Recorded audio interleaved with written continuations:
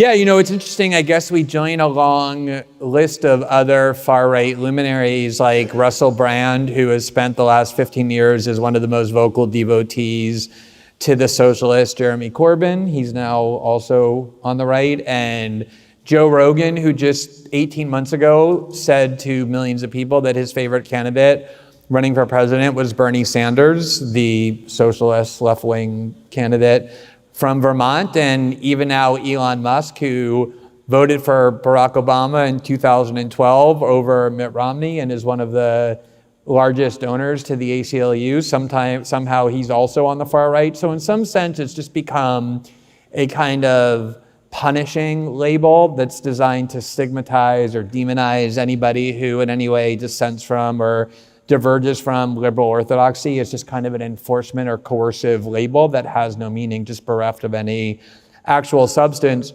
But I think there's a broader dynamic underneath it all, which is that, it is true that every 5 years, 10 years, what was once an issue at the forefront of our debates goes to the background and other issues go to the forefront. So 10 years ago, we were spending a lot of time debating things like Obama's drone program or Guantanamo not being closed.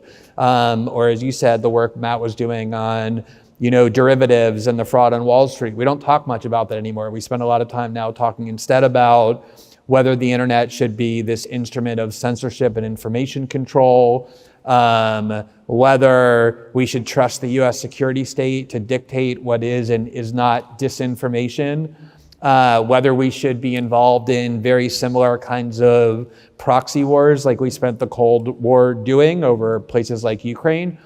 And so in one way, it's natural that political alliances shift as different issues go to the fore and alliances change as a result.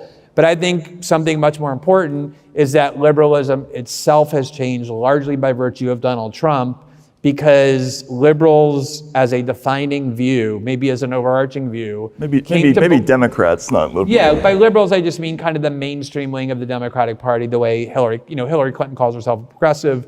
So again, illustrating the bankruptcy of these terms. But by liberals, I just mean kind of like the Nancy Pelosi, Barack Obama, Hillary Clinton, Chuck Schumer wing, have come to believe that the overarching way to understand politics is that there's one primary menace and risk to the United States, which is Donald Trump, his movement, and the Republican Party. And it's not just that they have a bad ideology, but that they're actual fascists trying to instill a white nationalist dictatorship.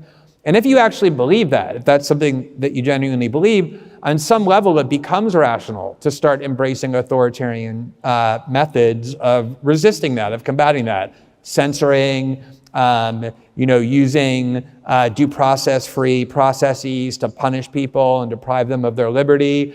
And I think anytime a political movement gets convinced that it is no longer involved in a political debate, but a historic war between pure good and pure evil, it starts to turn to authoritarian tactics to win because it believes that's justified or even necessary.